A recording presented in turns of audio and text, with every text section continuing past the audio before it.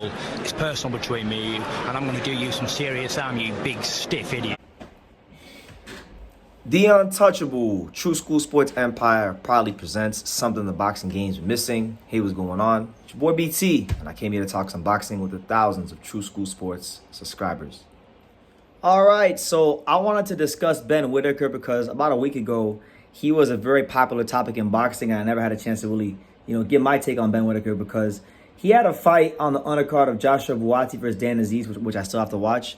And I actually caught the majority of the fight while I was covering Pete Dobson versus Conor Benn because one of the reporters, press row, they had the fight on the computer. So I was watching some of the rounds. And, I was a little frustrated while watching it because, Ben Whittaker was giving the fans a good show. And it was really enjoyable for the fans, the showboating.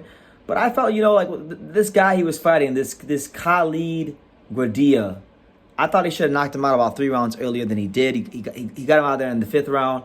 I thought he should have got him out there in the 2nd or the 3rd. And I felt he carried him a little bit. And, he was doing a lot of showboating. And there were some times when I was watching him where, the showboating against such inferior competition, it did give me some Josh Kelly vibes. But you know what?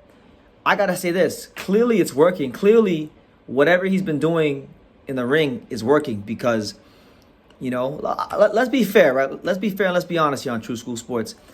Prince Naseem Hamed, I know there was plenty of times where he fought inferior competition, and he did just the same showboating that Ben Whittaker did. Floyd Mayweather, when he fought Henry Bucelis, who was basically a Miguel Cotto sparring partner and a C-class fighter, he was basically just sparring him on TV and getting paid for it and getting it put on his record. And he was making football predictions during the damn fight. So when you look at the course of box history, there's always been fighters that have showboated against inferior competition. So when I hear people slate and slag Ben Whittaker off for it, it's a bit funny to me because I do think the people that are doing that have a lack of, historical context because some of boxing's best fighters in history have showboated against inferior competition.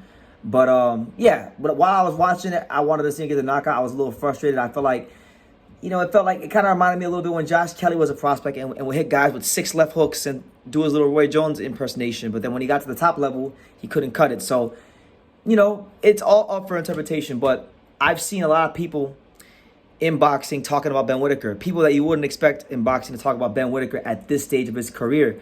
And it's been like a lot of American fighters. Like I know like Shakur Stevenson on Twitter, he spoke glowingly of Ben Whittaker, and he said that he's a fan of Ben Whittaker because of the way that he goes in the ring and he has fun. Pistol Pete Dobson, good friend of the show, good friend of the channel, he put a thing on Twitter saying that Ben Whittaker is nice and that he's the truth and he's a really good fighter. So I know maybe his antics, it may not go over well with some of the UK audience, but I'll tell you right now, Ben Whittaker's showboating and his antics and the way he's able to have fun, it'll go over very well here in the States. So I'm looking forward to him fighting here in the States. Ben Whittaker, about a day after the fight, he gained 100,000 followers on Instagram in a day. So that's letting you know that what he's doing in the ring, it's having an effect. It's leaving an impression. And one thing I always talk about with fighters is that there's so many fighters in boxing. There's so many fighters vying for the public's attention. You got to do something in the ring to stand out, as far as your performances, as far as your style, just something that's going to make people remember you, even when you don't have a fight signed or a fight coming up. And he's doing that, and he's leaving an impression on people, and he's becoming what we call in sports and in life a polarizing figure where you either love him or you hate him. And that's going to be a guy that sells a lot of tickets. That's going to be a guy that generates a lot of interest in boxing. And I'm big on Ben Whittaker. Ever since I first learned who he was around the Olympics, and he was talking about he wants to be the best British fighter of all time. I loved his attitude. I had a chance to meet the young man in real life and interview him, so I know that while he does showboat and while he does have fun, that his head is screwed on straight, and he is a smart fighter, and he is a talented fighter, and there's a very big reason why Sugar Hill Stewart is working hard and diligent with him to, be the next light heavyweight champion of the world. So I think people need to lighten up, man. I'm noticing this in boxing. People say they want entertainment. They want someone who goes in the ring and gives them a good show. Then you get a guy like Ben Whittaker who does his best attempt to give you guys a good show and a great exhibition of the sweet science of boxing. And then, when you get it, you complain about it. So it's like, come on, boxing fans, you can't, like, what do y'all want?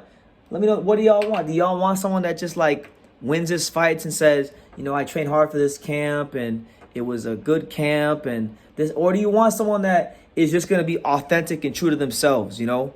Look, Ben Whittaker, he's 6-0. He's 6-0 5 knockouts. He had a lot of amateur experience. I don't think he'll be fighting this level of competition for a long time. So my thing is this: if y'all don't want him to showboat like that against cans, then I think the fine folks at Boxer, you know, Ben Shalom, the matchmakers, the staff, they gotta work on getting him some better competition, so that maybe he doesn't feel as comfortable showboating. And I'll tell you this: maybe if he fights better competition, he'll showboat less. But how crazy would it be if he fights better competition and he still fights the same way? How entertaining would that be, you know? So my thing is, like, I think Ben Whittaker, what's good about Ben Whittaker is he's going to expose a lot of boxing fans for who they really are. And what I mean by that is a lot of boxing fans say they want entertainment, they want, you know, excitement, and then when somebody tries the best to give it to them, now that's the issue. So, like, which one is it, you know? Again, I reiterate, Prince Nassim Ahmed was doing dances in the middle of fights against cans.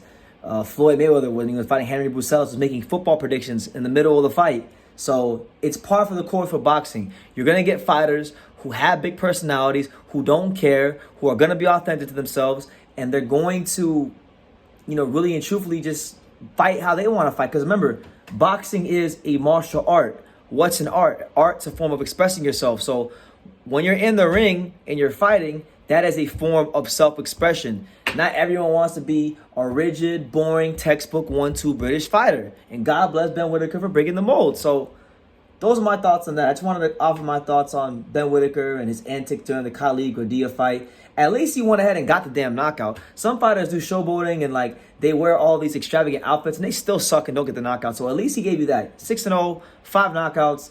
Look for bigger and better things from Ben Whittaker in 2024. But leave your comments down below. Who do you want to see Ben Whittaker fight next? What did you guys make of his antics during the fight? And yeah, leave your comments down below. Make sure you guys take the time to subscribe. And like I say in every single one of these videos, you can love me or you can hate me. But I'm just a kid from Daniel. So until next time, take care, guys. Thank you for watching another video on the untouchable True School Sports Empire. For more great boxing content just like this video, click right here and make sure to subscribe. Much love from sunny South Florida.